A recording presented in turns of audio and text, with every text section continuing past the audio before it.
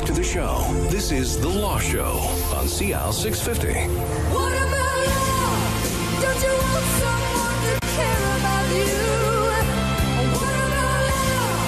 Don't let it slip away. And welcome back to The Law Show on CL 650. We're talking about family law. We have David Halkett, partner at McQuarrie Hunter, and Sarah Morse, associate at McQuarrie Hunter.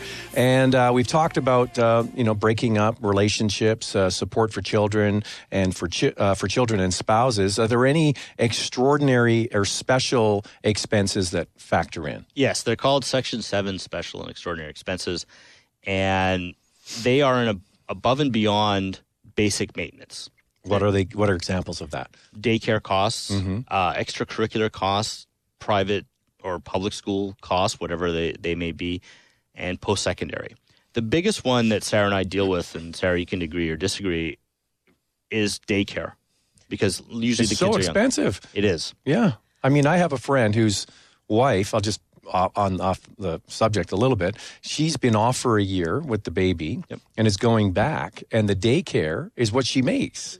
And I'm like, how is it even worth it to go back to work? Yeah, I know. And I had a former assistant that was the case when she wanted to come back part-time, but when she factored in what the daycare costs would be, it was like, I'm not going to come out ahead, and I'm actually losing money to come back to work. Like, people are paying more for daycare than their mortgage. Yes. And so, especially if you've got 2-3 kids, that are young, and you have them in license. Like, now we have a lot of clients who they may pay a friend X amount of dollars to take care of, but the license one is really expensive. Yeah. Now, one thing to remember though, in the sharing of that, because it's shared proportionally between incomes. So it could be 60-40 split, 70-30 split, depending on the incomes of the parties.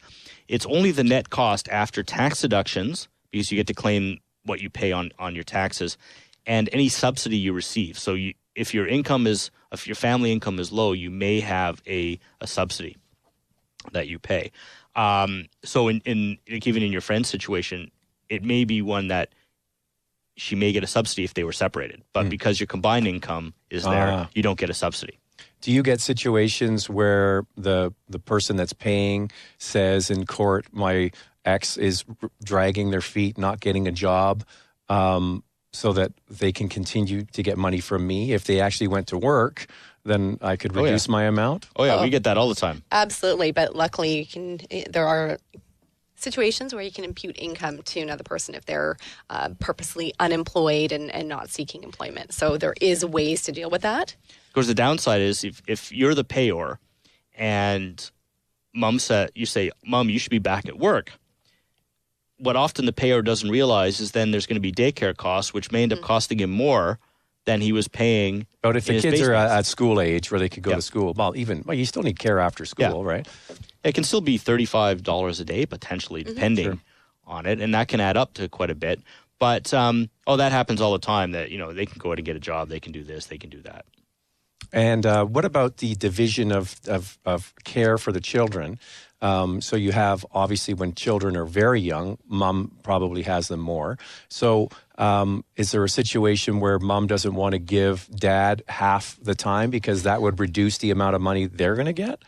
And I don't know if it will necessarily come across as that as being the motivation, but I think it does happen on both sides, because it is a huge factor. I mean, you're sometimes dealing with a large amount of money, and by a difference of 2% in the overall time that you're sharing with the children, with your ex-spouse, can be the difference of you receiving $1,800 versus nothing, or vice versa. So yeah, it does play in. Now, when I first started many years ago, basically the mom showed up in court, and she had, the majority of the time, dad got every second weekend. That was pretty standard.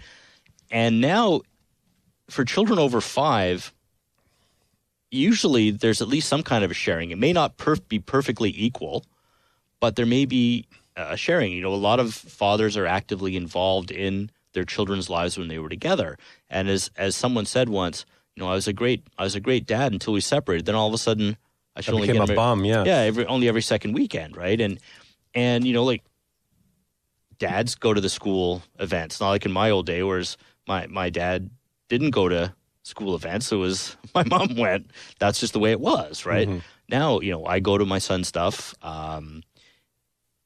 wouldn't seem appropriate to a lot of dads now not to have at least a shared situation of some kind. Now, do you get it's guys sandbagging on the other side saying they're paying, so they don't want to take on more work or take on a new job because their income will go up, therefore they have to spend more?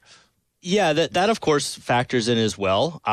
It happens a lot, I find, in the stevedores and the ones who work down at the docks, because often their amount they have to pay is very high. So they work more overtime, but all that does is to be able to afford the amount they have to pay, except that bumps their income up.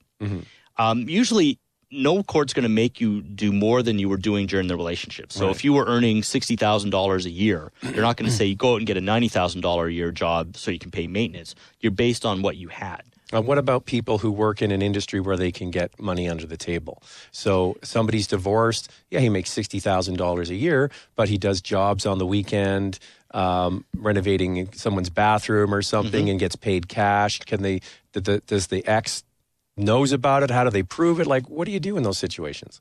Yeah, it's a tough one. I mean, I dealt with that for years when I was dealing with privilege court cases for people on income assistance. And I mean, you get the professions like tattoo artists, taxi drivers, servers, I guess. Yeah, servers, all of these types of employment where a lot of the work is under the table or it's for cash. So, I mean, we'd have to request journals, taxi cab logs. We've contacted Well, you know what's interesting, though?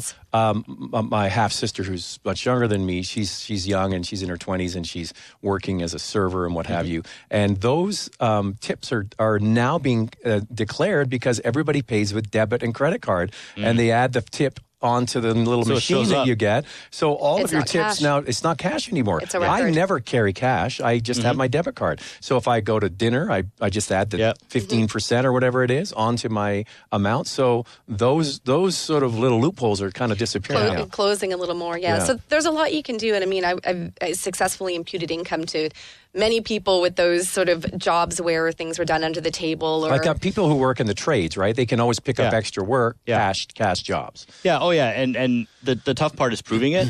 So often it's just seeing the documents they have. You can also look at if someone, I think I may have used this example on previous shows, but he claims I'm only making $20,000 a year and he drives up in a brand new, say a brand new Lexus. It's like, well, there's no way you got that car on $18,000 a year. So there's got to be more money elsewhere. Right. And there's case law about lifestyle. So if you're somehow affording a lifestyle and you have no debts and you're saying you make $25,000 a year, the court will look at that and say, well, you're affording this lifestyle somehow, so we're going to impute income. So there's case law to that effect. So what do you say to somebody who may be listening to this or maybe has a daughter or son that's going through this situation and they're sort of like they don't know what to do and if they can afford, as we talked about earlier, can I afford to leave my spouse? You can do those calculations in advance, is what you're saying. Yeah, yes.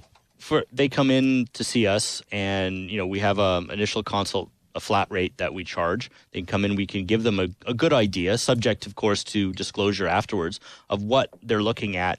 And it may be one that they think they can't afford to do it, but emotionally, can they afford not to? Don't stay with someone that you're unhappy with, but don't leave until you know your rights. And do people stay too long, typically, before they come to see you? Or do they say, I wish I had done this 5 years ago? I think it definitely depends. I mean, I think what's most important for people to consider, especially if there are children involved or if there are safety issues, it's a decision that you need to make. Kids know what's going on. They're much happier and healthier when they're in happy homes. So do the kids say later, you're divorced, that's no fun, but you're happier now? Well, as I've told clients before, that it's better to spend half the time with the children when you're happy than 100% when you're not. Kids can adapt to the situation. The social science literature says that they can adapt if the parents can get along well and they treat each other respectfully and don't put the children in the middle. So it's on the adults to make sure the children handle it well. And children often are used as a pawn, right? Oh, yeah, for sure. It's sad. But. It is. It's incredibly sad. They're not putting the kids first, and it's tough enough being a kid. The age to think about them. And we all say, what's the children's best interest, and the parent keeps saying what blah blah blah. It's like, well, it's not. What's your best interest? It's what's best for the children. Mm-hmm. And it may very well be that it's best for the children to spend the majority of the time with one parent, to get them to school, hours, whatever. But it's not just the fact that you're going to get more money or pay less is not what's best for them. Mm-hmm. Okay, so how many are in your division there at the McQuarrie Hunter? Well, there's Sarah and me who are basically full-time. Leah's about half-time. Mm-hmm. She does estate work as well. So there's the three of us. And actually, we're going to be sharing assistants in the future. Yes. So it's all going to work out. You got a big smile on your face. Assistant sounds good to me. All right. Well, thank you very much. David Halkett, partner at McQuarrie Hunter, and Sarah Morse, associate in the family law division there at McQuarrie Hunter. Thanks very much. Thanks We'll for have you having back us. soon. That's all the time we have for The Law Show. I'm Zach Spencer. I'll speak to you next time right here on CL 650.